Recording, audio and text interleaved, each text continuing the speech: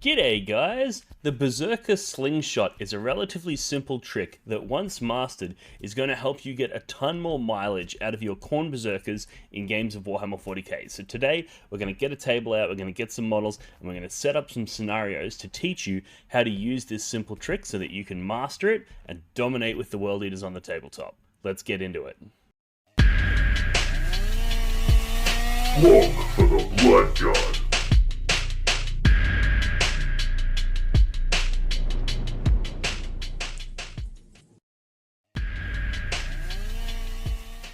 Alrighty guys, to demonstrate this Berserker Slingshot tactic, I've set up a couple of scenarios where we're going to have a Tau army and a Blood Angels army, and we're going to show you how to use that slingshot to extend the distance of your potential charges into your threats, and we're also going to show you how to use it to get around fights first.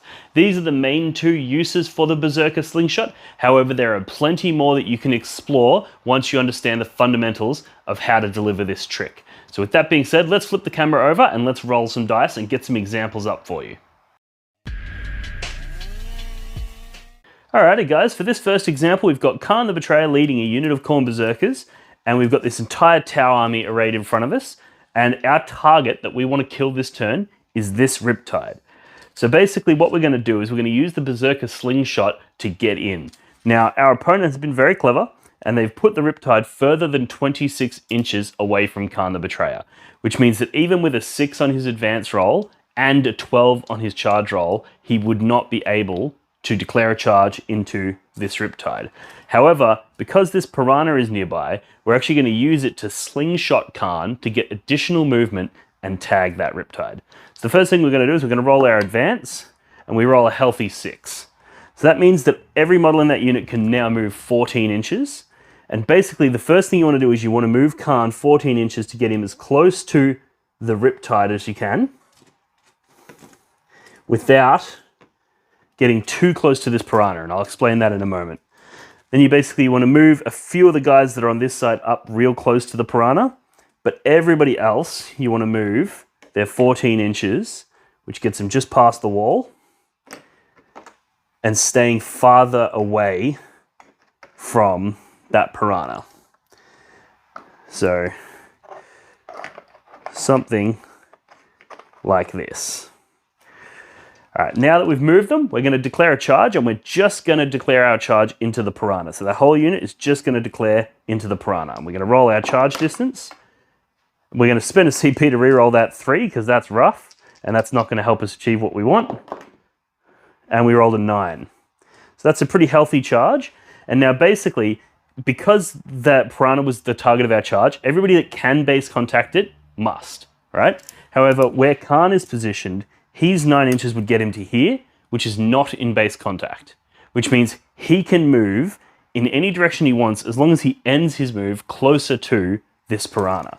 So he's actually going to move 9 inches this way, ending right here, because that is now technically closer to the Piranha because he's moved in like a circular motion. You might have to move a little bit more like that, but yeah, he's now moved. And then we can move one guy in here to base contact the Piranha. And now basically every other one of these models has to move to base contact the Piranha if they can. However, they can't break coherency with that move. So you must leave sufficient guys to get that coherency in. So what we're going to do is we're going to take these back 2 guys with the big chain axes that also are too far away from the Piranha to make their 9-inch base contact. So they're going to move 9 inches over this way to keep up with Kharn. This guy's going to move 9 inches to there. This guy here also couldn't make base contact with 9 inches, so he's going to move over to here. And then we're going to move these guys in like so, because they can make base contact. That guy goes in there, he can make base. And then these guys, now that all of these guys are in the way, these models here won't be able to make base contact with the Piranha, so we can use them to string and keep our unit in coherency. So now we've done our charge move, we move into our pile-ins, and because when you pile in, you must pile into the closest enemy model and you must make base contact if you can, we're going to activate this unit to fight. It's going to use its pile-ins, and now Kharn, who's well within 3 inches of this Riptide, can pile in. This Berserker piles in behind him. This guy piles in behind him, something like so. And now we've completed our pile-in moves. We're still within coherency. We've got 4 guys that are going to fight the piranha, and then Khan and these 3 are going to fight that riptide and hopefully rip its head off. So as a result, Khan is now engaged with a unit that's further than 26 inches away from where he was. So by all traditional means, that would be an impossible charge. But as you see, we just made it in with a 9-inch charge and a 6-inch advance, which granted, relatively lucky, but still very doable. You could see that he ended that within 3 inches. If you had the 6-inch pile-in and consolidate active, you could have done that even easier. And now Khan's going to be eligible to attack this riptide, even though it was not the target of his charge, because he basically piles into it and can make attacks. You can make this easier as well with having the Hellbrute move up here in the movement phase, charge that piranha, and now he's base contacted it, which means that there's less room for Berserkers to fill in, which makes it easier for you to send more guys that way. And it also means that if he fights first, he can blow up this piranha before the Berserkers do their pile-in, which then means more guys can pile in this way. You might have even been able to pile into these stealth suits and take them out as well. So there's some really interesting stuff you can do there with the sequencing of combats as well. However, that Berserker slingshot technique is essentially making sure that you're moving further away from the target, but closer to your actual target. And then when you declare this one as the target of your charge, you move closer to it and then swing around, getting closer to the actual thing that you want to kill. And then with a 6-inch pile-in and consolidate, you pile into the thing that you want to kill, even though you are nowhere near the target, the technical target of the charge. A few things to look out for are making sure that you are strung out. If that ball of unit came up here, you would have to just wrap around it and completely base contact the piranha. So you need to make sure that you've got some guys nearby so that you don't fail the charge, but then you want to push the other guys further away so that you can then make a big sort of radius move where you go around the perimeter and head into the riptide there. So that's the first example of the Berserker slingshot. Alrighty, so for this second example, what we've got is a unit of Khorne Berzerkers here with a Master of Executions, and we're into this Savage Blood Angels army. A few things to note here is that we've got some Assault Intercessors over here, we've got a bunch of Sanguinary Guard here, and this unit here is a unit of Blade Guard with a Judiciary attached. Now what that means is that this unit is going to have the Fights First ability, which means if those Berserkers just charge straight in, they are going to get ripped apart because their Blade Guard are going to fight first. And if the Berserkers try to do any of the traditional ways of getting around Fights First by charging a nearby unit and piling into them, the opponent's just going to heroically intervene after you've made your charge, and therefore they're in contact, they fight first. So what we're going to do is we're going to weaponize the 6-inch pile-in move to really take advantage of the World Eater's army rule. So what we're going to do is we're going to move these guys up so that they're further away from these Assault Intercessors, right? So basically we're going to move Khan and, Master of Executions and his boys up like so. And they're going to basically make sure that they stay outside of 6 inches of those Blade Guard. And we want to move the bulk of the unit out in this direction. Again, we're moving away from the thing that we're going to declare a charge into. And then you want to make sure that you don't move too far away though, because you don't want to fail the charge. So we're going to put a couple guys like that, and the rest of the guys are going to string out to keep coherency. So now we've got the Assault Intercessors in here. We've got a big blob of Berserkers here that are outside of 6 inches of that unit. And remember, in this instance, we have 6-inch pile-in and consolidate available. So now we're going to declare a charge with the Khorne Berzerkers into these Assault Intercessors.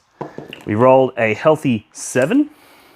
And now basically everybody that's within 7, that's able to, must base contact. So we're going to put a guy here to base contact, another guy here, and another guy here. And now the rest of that unit can't make base contact with the target of the charge. So what we're going to do is we're going to move them closer to the target of the charge, but remaining exactly 6.1 inches away from these Blade Guard. So all we need to do is this guy moves up here to keep coherency. This guy moves over this way, staying exactly 6.1 inches away. And then these guys basically do the same. They just move a little bit closer, like so, remaining just outside of 6 inches, like so. And now we've finished our charge move, and these guys cannot heroically intervene because we're 6.1 inches away, right? These guys here could probably, maybe not. So we've done our charge in such a way that there's no heroic interventions, which means the charge phase is now finished. And now we go into the pile in, fight, and consolidate, which is to pile in, make attacks. This unit has fights first. However, we're going to select our Khorne Berzerker unit to fight. And part of that fight is a 6-inch pile in move, which we can go like so.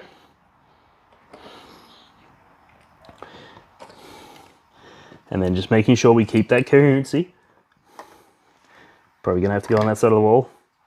Something like that. So now we've done our pile in move. We're in coherency. Everybody that could make base contact has. And now, immediately after making our pile in moves, we get to strike. We get to make our attacks. So even though this unit has fights first, because the fight sequence is to pile in, make attacks, and consolidate, we're mid-sequence. So they don't get to activate yet because we haven't finished our activation, right? So it's worth noting that with the fights first, it allows you to select a unit to fight first. But because this unit wasn't within engagement range, it wasn't eligible to be selected. So we've selected our unit to fight. That includes a pile in, making attacks, and then a consolidate. And now that Berzerker Glaive Master of Executions is going to rip that unit apart because he's got those dev wounds, those reroll wounds, because there's a character in the unit. We'll precision out that character because why not? And now we're going to rip that out. We'll kill a couple of these guys here. And then when these guys respond, they'll kill a couple of Berzerkers, but they're not going to kill our Master of Executions. And then we've got our Berzerker unit right in front of our opponent, ready to do more damage in the subsequent turns. So a few things to note on this one. We're using that same principle of using a target in our opponent's army to slingshot the unit into what we actually want to fight. What we actually wanted to fight was this unit of Blade Guard. We don't really care about these guys because we've got plenty of 8-bound and Hellbrutes and things around here that can deal with that. But what we were struggling to deal with was this Blade Guard unit. So we've moved closer to the Blade Guard unit than the actual target of the charge. And then when we charge, we swing around. And then the other thing to note here is that you have to make sure you stay outside of 6 inches, but within 7 inches. So you have a little 1-inch window there, because if you're further than 7 inches, you will not be able to pile in and attack them. But if you're within 6 inches, they will be able to heroically intervene and fight you first. So you want to stay within that 6 to 7 inch range, away from the target. And then when it comes to selecting targets to fight, they can't select these guys. When it comes to selecting heroic intervention, they can't select these guys, which means that in the fight phase, after the heroic interventions have gone, you can then select your Berzerker unit to fight, pile in, make attacks, and kill that Blade Guard unit. Alrighty guys, that's the Berzerker Slingshot tactic. Now, as you can see, it's actually quite simple, and there's a ton of case uses. I've given you 2 examples here, but I'm sure you'll find plenty in your games where you can utilize the pile-in and consolidation to engage things that are outside of the traditional range of your targets and have important rules like fights first that can make hell for World Eaters players. Being able to do this is going to fix a lot of those sorts of problems. There's a few things to really make sure that you do nail down though. One of them is that everybody that can base contact the target of your charge must do so. So you want to make sure that you're moving your models further away from the thing that you're going to declare a charge into so that fewer of the models must base contact it so that the rest of your unit can swing around. That's the slingshot, right? So you need to make sure that you're not putting yourself in a blob where you're going to end up the entire blob having to hit that piranha. You want to make sure that you're putting a few guys near the piranha so you don't fail your charge, but stringing out and then having a blob on the tail end. And that blob on the tail end is going to swing around and hit the riptide or whatever it is that you want to charge. So that's the first thing to note. The next one is to look out for heroic interventions, because if somebody heroically intervenes, they're going to be able to prevent you from hitting that intended target. So for example, over here, if we went too close to those blade guards, they would be able to heroically intervene and hit us. Or if we went on this side, if we went too close to like stealth suits or something like that with our charge, they could in theory pile the stealth suits in, which would then prevent you from piling into and striking the Riptide. So watch out for heroic interventions. Make sure that you don't get yourself in a situation where you have to put too many guys in base contact. And then the other one is look out for other units that are nearby, because with the pile-ins and consolidate moves and stuff like that, you actually get very little control over where you go. The only decisions that you get to make are during the charge move, because pile-ins have to end within base contact if they can. They have to move closer to the closest enemy. So there's a lot of forced action there. You want to make sure that all of the decisions you make are in intelligent charges, and then you can do your pile-ins. So for example, in the Berserker one, had we ended our charge move closer to these hazard suits, then we wouldn't be able to pile into the Riptide that we want to hit. We would have to pile into the hazard suits. So you need to make sure that when you do that charge move, that you end closer to the thing that you actually want to kill. You can also make sure that you end equidistant from 2 units, and that way you can make a decision there on which direction you want to go, but that's very difficult to do when you've got a unit with multiple models in it. The other one is use coherency to your advantage. You can, in the case with the Tau units, you can move Khan first because he can't make base contact with the Piranha, so you can move him first. And now that you've moved him, any other models that move must maintain coherency. So even if those other models could base contact the Piranha, if doing so would break unit coherency, they no longer have to. They can now move to fill the gaps in your coherency. So you don't necessarily have to move everybody in base contact, provided you're maintaining coherency. So if you move those units, the models that can't make base contact first, you can move them to wherever it is that you want, provided they end closer to the target. So like I said, moving like a quarter of an inch closer and then swinging around in a circle. So you're technically closer, but you're closer to the thing you actually want to hit as well. And then using the rest of the models to fill in those coherency gaps so that you can get maximum damage into the actual target. So it's a complex, interaction, but it's not overly complicated. Once you get your head wrapped around it and you understand the various parts about the piling in, about the charge moves, and about the sequencing, you'll find that this is actually quite easy to pull off. And then you'll start seeing situations on the tabletop where you're like, oh, my opponent thinks he's safe over there. Or, oh, I have an opportunity to get around that fights first unit that my opponent has just boldly stuck out in the middle of the table thinking that it's untouchable. So there's a few really cool ways that you can do this. And another really good one's like with the Forge Fiends. You can use those if you do have them in your list to funnel their fights first units into certain areas of the table. Because the fights first unit doesn't want to get shot, right? That's the whole point. So if you have your Forge Fiends, that's going to force their fights first units into certain areas. And once you know that they're in that area, you can then make sure that you're using your Slingshot to get them in that area. So there's some really cool stuff you can do there. There's a really, really neat trick. And I look forward to hearing about you guys pulling this off in your games. So let me know in the comments section below if this is a trick you've used before, or if you do watch this video and then go out and use it to some effect, please come back to the video and drop a comment below letting me know how it worked for you and if you had any particular challenges, and I might make a follow-up video talking about some of the other things that you can do with complexities of the fight phase. So with that being said, let's wrap it up. Alrighty guys, hope you enjoyed that. If you did, like, subscribe, comment, all that good shit. Head over to Patreon where you can join our Discord community where you learn more tips and tricks like this Berserker Slingshot. We also share memes, have banter, share hobby updates, and discuss lists or ideas for upcoming events and that sort of thing.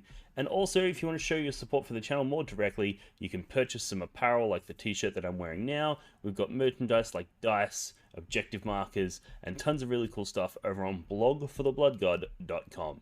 So either way, thank you for tuning in, and I'll see you in the next one. Cheers. The Warhammer community suffers from some of the most prohibitively expensive essentials in the world, especially Australian content creators. Every single day, Dean wants to create content, but he can't. Suffering from old, worn-out brushes, expensive model kits, and costly software and equipment, he can't endure much longer. Just look at this dirty paint water. Would you drink this? Would you let your child? Even a small monthly donation can help provide Dean with clean paint water, basic tools for survival, and access to life-saving information and education. So please, follow the links in the description below and find out how you can sponsor a mad cunt like Dean today and end the suffering. Suffering that is cruel, unsustainable,